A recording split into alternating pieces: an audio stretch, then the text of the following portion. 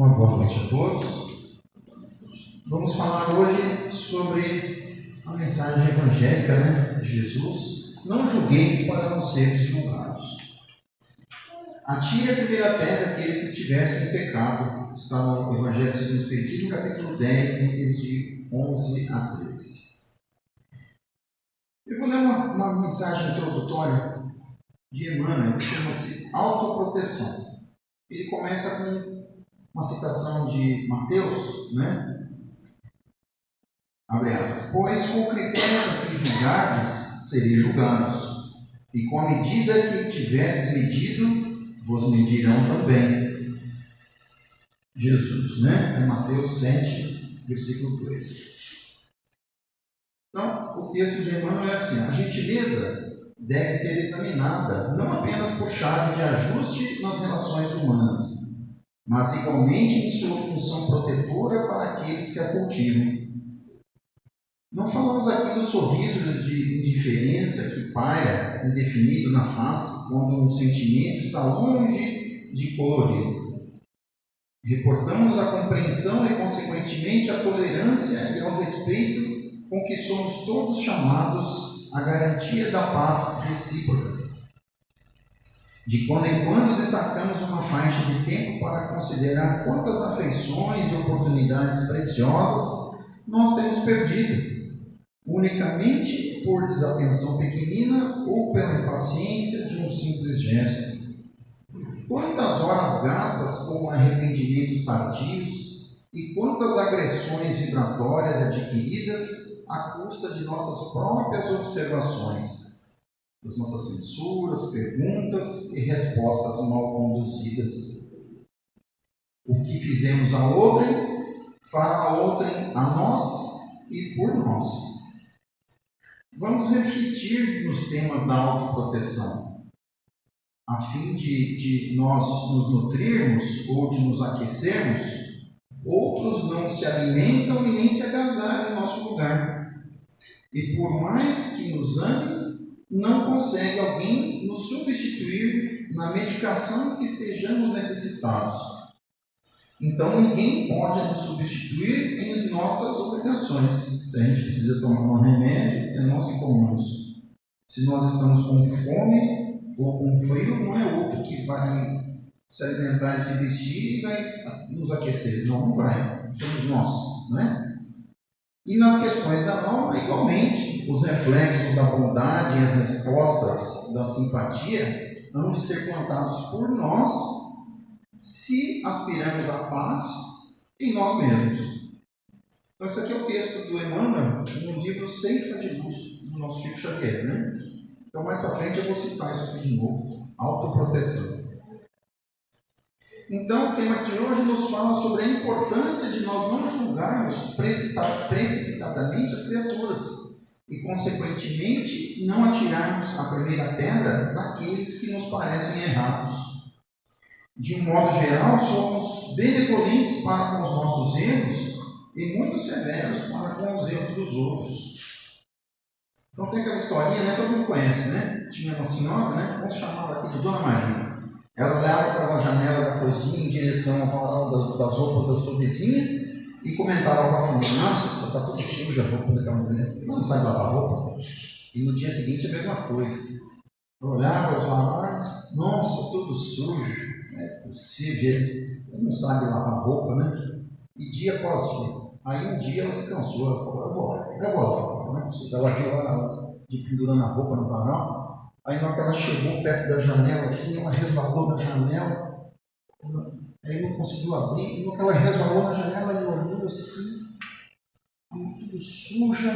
Aí pegou um pano, limpou, olhou o pano tudo sujo. Ela olhou de novo, as roupas estavam limpas. Então não era a roupa que estava suja, era a vidraça dela que estava suja.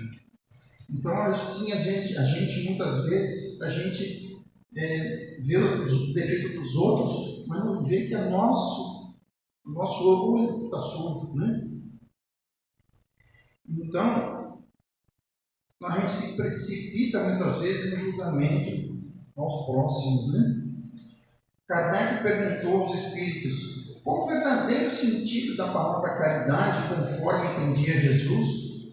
E os Espíritos respondem: benevolência para com todos, indulgência para com a imperfeição dos outros e perdão das ofensas. Vou ler de novo. Benevolência para com todos, indulgência com a imperfeição dos outros e perdão das ofensas. É fácil da gente ouvir assim, né? É fácil, né? Não é. A gente sabe que não é. E o que nos impede de fazer isso? Uma das causas, com certeza, é o orgulho, né? Que é uma das chagas da humanidade. A nossa tendência é nós nos acharmos as criaturas mais perfeitas do centro da Terra. Sempre estamos certos. Os outros, tanto faz, né? E Jesus nos adverte que vemos o argueiro no olho do outro, um cisquinho, um pozinho, mas não vemos a trave no nosso pedaço de pau atravessando aqui que enxerga. Então, para entendermos de sermos mais benevolentes, indulgentes para com os erros dos outros, é preciso que, antes de tudo, a gente se conscientize dos nossos erros, das nossas imperfeições, das nossas limitações, porque todos nós os temos, né? E a partir daí, sim, teremos condições de compreender os erros dos outros. É o conhece-te a ti mesmo, né? Que Sócrates já falou há séculos atrás. E ele tinha isso em filosofia de vida. E Santo Agostinho também nos fala sobre isso no Livro dos Espíritos. E nos concita a exercer, né? A fazer. É o trabalho de autoanálise, do mergulho no eu profundo, a fim de nós identificarmos a nossa realidade. E isso o Espiritismo nos ajuda muito, né? A nos autoconhecermos. Mas temos que ter cuidado para nós nos acharmos a última das criaturas após essa identificação dos nossos erros, né? das nossas individualidades, que a gente erra, a gente falha, né, muitas coisas. Então a gente tem que evitar os extremos, né? Antes nós éramos top. Depois que a gente olha para trás e vê as coisas e rememora, fala, vixe Maria, e agora, né? E aí a gente passa a se considerar a última das criaturas, né? Um réprobo da sociedade. Não é assim, né? Não é assim. A doutrina espírita é uma doutrina de equilíbrio. Não adianta a gente, portanto, ficar chorando, leite derramado, cruzar os braços e ficar assim, né? Cheio de peninha da gente mesmo, a gente se acomodar e não fazer mais nada. Não, a gente tem que trabalhar, a gente tem que melhorar, né? A palavra de ordem é esforço, é trabalhar, é multiplicar o conhecimento que a gente tem e fazer em função dos outros e para nós mesmos aquilo que Deus nos deu com nossos talentos. Então nós temos que ter esforço para nós vencermos a nós mesmos, aquele homem velho que reside aqui dentro, que resiste às mudanças, né? Aquele orgulho perverso, fala assim, oh, cara, seu cara, não é assim, a gente tem que vencer essas coisas, essas inferioridades nossas, né?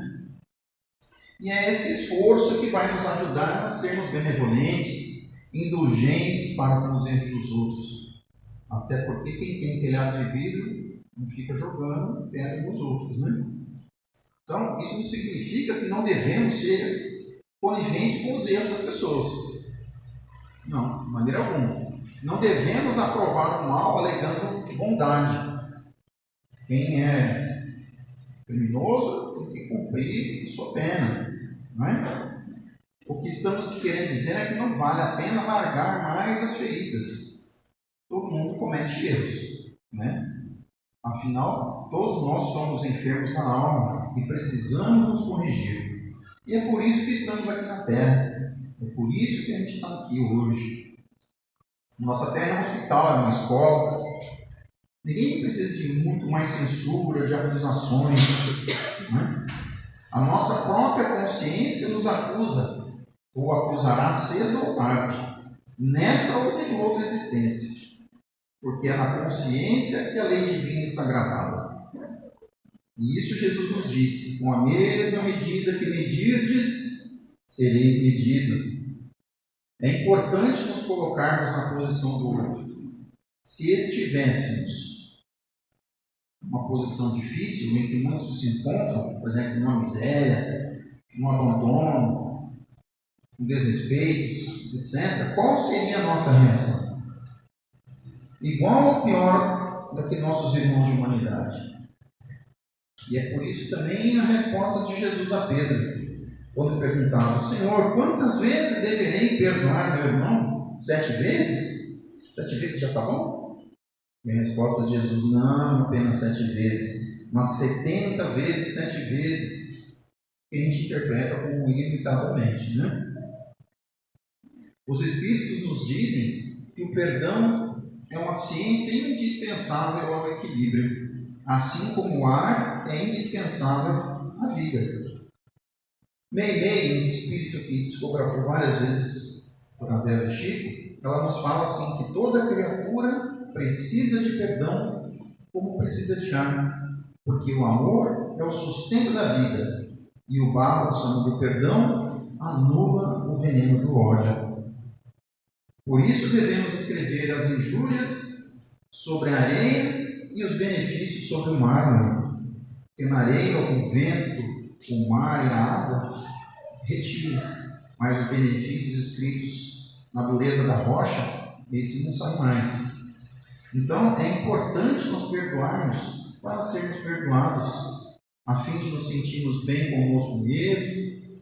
Essa é a chamada autoproteção, que no comecinho da palestra, né, no texto do Emmanuel. Mas tudo isso, a indulgência, a benevolência, o perdão, requer exercício, requer trabalho, força, vontade. Pelo fato de ouvirmos sobre a importância do perdão, não significa que vamos assimilar da noite para o dia, não. Agora eu ouvi a palestra hoje, amanhã eu vou perdoar, eu vou ser indulgente com todo mundo. Na primeira canelada que a gente leva, a gente já solta os cachorros, né? Assim, pisou no carro. Eu sou muito bonzinho, mas não mexe comigo. É uma beleza de bondade, né? Então, vamos começar pelas pequenas ofensas, para depois ir perdoando gradativamente até as grandes ofensas. Kardec nos diz que o perdão é próprio das almas elevadas. Perdoar é no momento em que aquela criatura que nos ofendeu, na hora que aquela criatura que nos ofendeu precisar de nós estarmos lá dizendo assim: estou aqui, posso te ajudar? Então a gente pode servir, a gente pode ajudar. Por que atirar a primeira pedra se sabemos que a lei jamais deixa o culpado impune? Por que fazer justiça com as próprias mãos? Ninguém foge da lei de ação e reação. Nesses nossos dias atuais, com muita violência, a gente vê violência de todos os dias. Muitas pessoas acham que o homem caído, é alguém que deve ser aniquilado. Ouvimos expressões assim: tem mais é que morrer mesmo. É por isso que eu sou a favor da pena de morte. Antes de revidarmos a palavra ofensiva, dita impensadamente, antes de aceitarmos a provocação, vamos pensar 2, 3 vezes: será que vale a pena?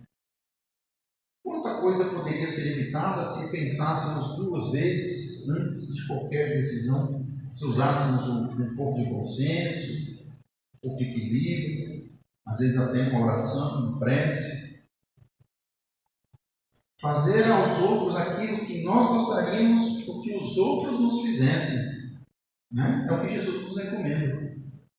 E também um pequeno trechinho de poesia que eu vi outro dia: que minhas mãos desarmadas e abertas para o perdão não sirvam nunca fechadas para agredir o meu irmão.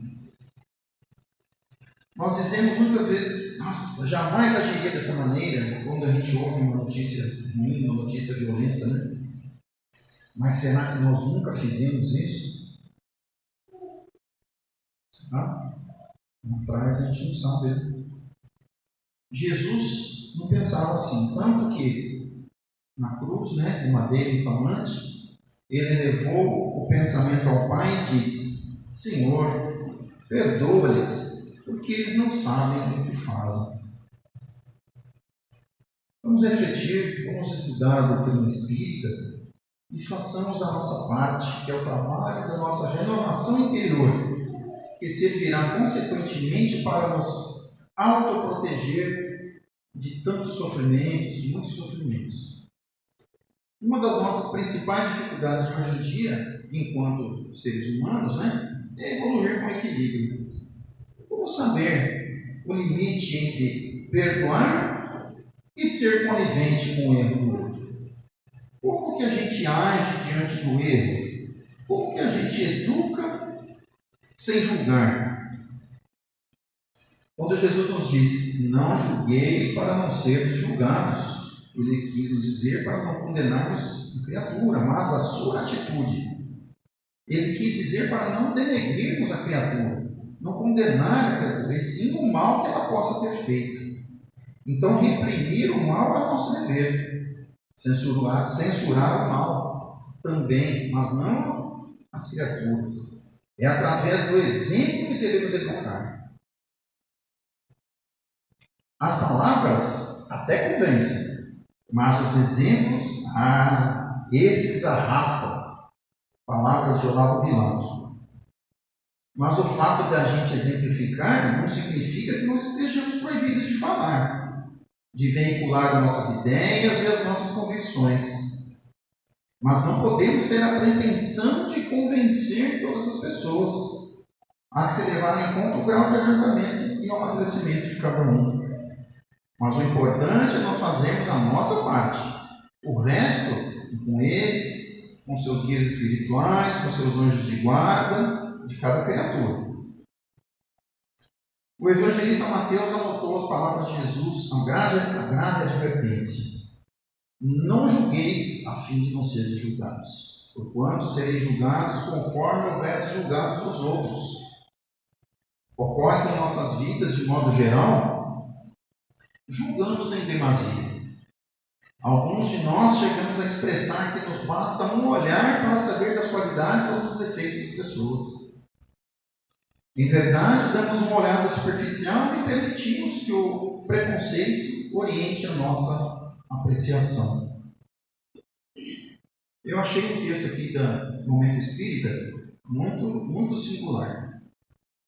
Recordamos que Viktor Frankl, psiquiatra austríaco que ficou prisioneiro em 4 campos de concentração durante a Segunda Guerra Mundial. Ele escreveu: o chefe do campo no qual estive por último e do qual fui libertado era um homem da SS. Depois da libertação do campo, descobriu-se algo que até então apenas o médico do campo, que também ele era prisioneiro, sabia. O chefe do campo cedia do próprio bolso quantias significativas de dinheiro para comprar remédios destinados aos prisioneiros na farmácia do mercado próximo. A história teve uma continuação. Depois da libertação, os prisioneiros judeus esconderam o homem da SS das tropas americanas e explicaram ao comandante que iriam entregá-lo única e exclusivamente com a condição de não lhe tocarem nenhum fio de cabelo. O comandante americano deu sua palavra de honra de oficial e os prisioneiros judeus então apresentaram o antigo chefe do campo. O comandante americano voltou a nomear o homem da SS como chefe do campo. E o homem, então, da SS organizou a coleta de alimentos e de roupas para nós, entre a população dos vilarejos vizinhos. Este é um exemplo de tantos exemplos em que a apreciação superficial nos diria que aquele homem da tropa da SS, um homem nazista, somente poderia ser bom, muito mal, e era nazista. Contudo, estivesse ali por imposição ou por necessidade imperiosa, o que era certo é que ele era um homem que, onde se encontrava, ele tentava fazer o seu melhor. Ele discordava do tratamento dado aos prisioneiros e, às ocultas, buscava suavizar o sofrimento dos doentes daquele campo de concentração. Deu mostras na sequência da sua vontade de auxiliar e e de como se importava com o seu semelhante, fosse ele quem fosse. E aí o psiquiatra austríaco ainda conta que depois da guerra teve muitos aborrecimentos por defender alguns interistas e teve a coragem de levantar a voz contra um julgamento generalizado. Ele dizia: eu sou o prisioneiro número 119.104 e isso me permite fazer, eu tenho que fazer. As pessoas acreditam em mim e isso é um dever.